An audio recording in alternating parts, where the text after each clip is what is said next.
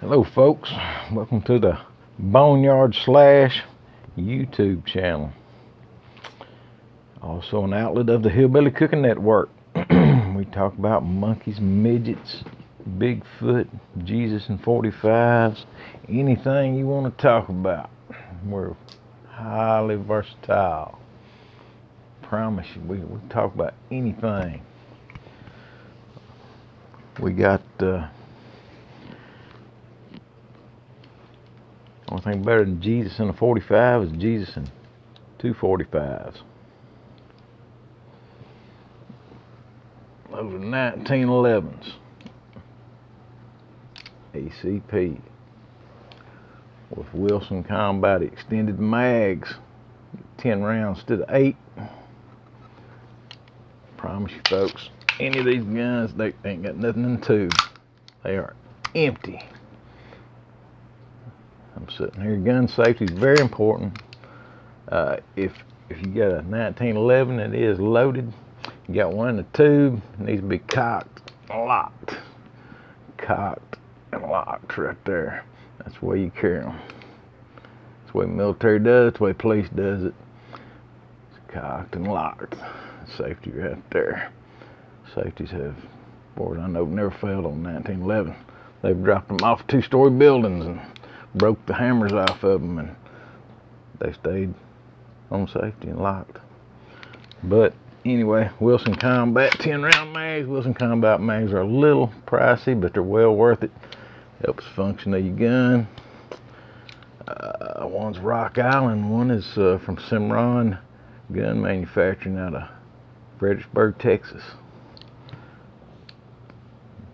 They look identical. I'm pretty sure Cimarron's importing Rock Islands. Put the name on them. Anyway, this had a trigger job done on it before I ever got my hands on it. Got a smooth trigger. But two of my favorites right there. Got the cool looking handles on them. Got a little cutaway for your thumb right there where you can reach around and hit that release on the right hand. Got that groove cut in it. Two 10-round mags, two 1911s. Using 45, using two 45s.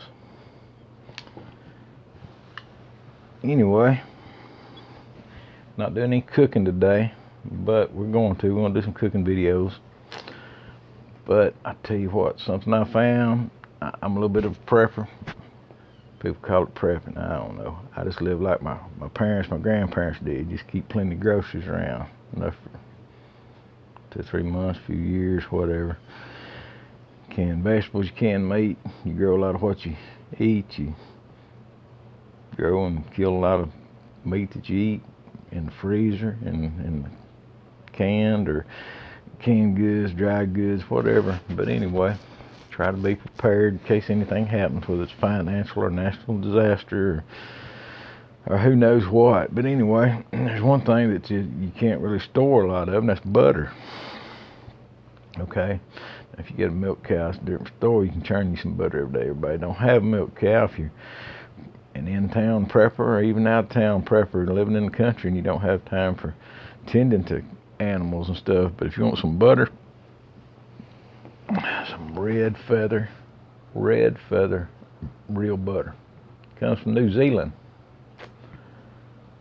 and that is some good butter. That is real butter in a can. It will keep for years. They say it doesn't come with an expiration date. A lot of things do. This butter does not. Not that it won't expire, but they suggest 3 to 5 years. Rotate it. I rotate this stuff that I keep stocked up. I use it. The stuff I use, it's not just stored back. I use it on a regular basis. It run low. You restock it. But this butter, I've opened cans 7, 8 years old, and it tastes just as good as it did as it's fresh. It's good butter, red feather butter. Man, you talking about on some hot biscuits or some toast, or you bake you a fresh loaf of bread. And I'm gonna give you a good bread recipe on here. We're gonna cook some of that in the future. But it's easy too, quick and easy, like me. So anyway, that butter is very tasty. Stores well. It's a little pricey, but hey, buy you some, store it up, use a little here and there. It's very good stuff. I was telling about my brother in the last few videos and some of the stuff he used to get into and how ornery he was. And you know, I may have been a little ornery myself at times, possibly. I don't know. Depends on who you ask. But along the time, he was setting possums on fire and killing some of our hogs before it was time to kill them, and blowing up the feed room with carbide such as that. About that along at the same time, you know, he was about 14, I was about 4. And he was dipping that Garrett snuff, that Garrett sweet snuff, coming in little cans, powdered snuff, you know. And I'd sneak in there and climb up on his dresser and get me a dip of it every now and then, you know. And, you know, my parents didn't encourage it, but they didn't make me get rid of it if I went in there and got me a dip. And they, you know, I was out there spitting and carrying on. They just didn't think nothing about it. Way out in the country, you know, it's just the way folks was. Wasn't no big deal. But brother got where he would hide that stuff where I couldn't find it, you know. So, and him and his buddies, they would have a little contest sometimes. They'd give them some chewing tobacco and some of that plug or twist chewing tobacco. Comes in a plug, compressed, some of that strong stuff, some of that cotton bow twist, something like that. And they'd be outside behind the barn or something, see who could get the biggest chew of tobacco, the biggest chew, and chew it up and chew on it without getting dizzy and falling down. You know, that's just, hey, we're out in the country. We didn't have no electronic games or nothing. We was out, we were doing chores, hunting, fishing, you know, or out there entertaining yourselves doing something. Just the way it was. Anyway, but, you know, sometimes I would want a dip of his snuff or a piece of his tobacco, just try it. You know, he wouldn't let me. No, he wouldn't, especially if his buddies was around. But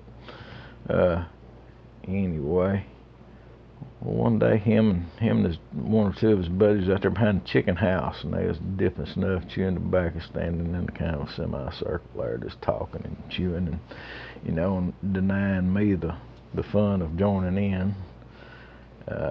So I'm out there running around. I'm always barefooted. Hey, that's the way it was. I was out in the country. I didn't like shoes. I was barefooted all the time. Had my 6-shooters on. You know, my toy guns, cowboy hat. When we did watch TV, it was westerns. Okay, Gunsmoke was on, or Rifleman, or Daniel Boone there was a series on back in them days. And anyway, it was all some type of outdoorsy stuff, which was good. You know, it's good for kids. We only had one channel. What little bit of TV we watched, that's what we watched. The rest of the time we was outside doing something. Well, I'm out there. Mama's done burnt the trash. You know, we out in the country. We had a trash barrel, 55-gallon drum, out there not far from the chicken house, and had one can, a galvanized can with a lid that went on it tight. Put the cans in. Empty cans or glass went in that. Anything burnable went in the burn barrel. So Mother has done set the trash on fire. Went back in the house. I'm out there with my 6-shooters on, walking around mad because brother won't let me have a dip of his snuff. Him and his buddies over there having fun, ignoring me.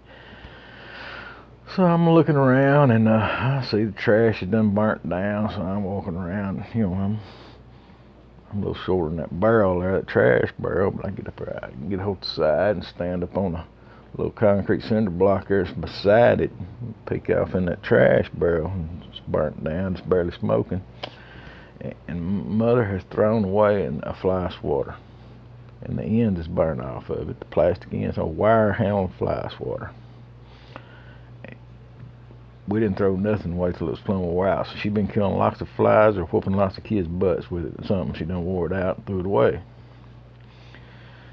So anyway, I look off in there, and I'm thinking, man, that right there would make a good branding iron. I told you, watch lots of westerns.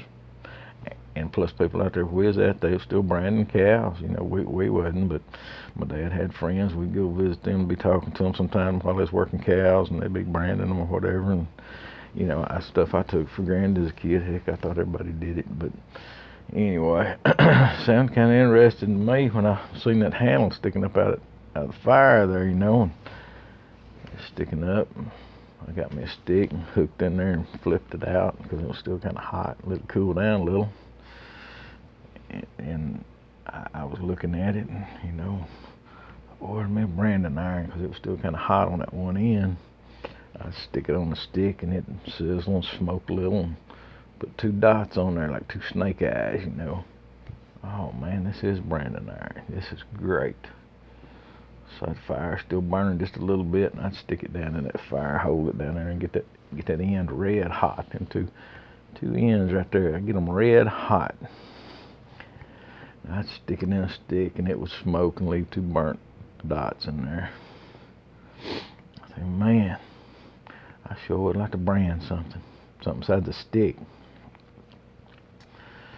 Yeah, my brother had his back to me. Him and his buddies over laughing, chewing tobacco, and having fun, ignoring me. Yeah, I heated that branding iron up, that old wire handle there. I got it red hot. And he's about, I don't know, 80 feet away. And I took off running toward him. And behind him, when I got up close, I just jabbed it into his back and yelled, "Brand number 1." Yeah. He said, "Ah!" Let out a squall, threw up his hand, his head back, and swallowed his tobacco. I immediately, as soon as I branded him, I threw it down and turned because I knew what was fixing to happen. I knew what was fixing to happen before I ever decided to do it.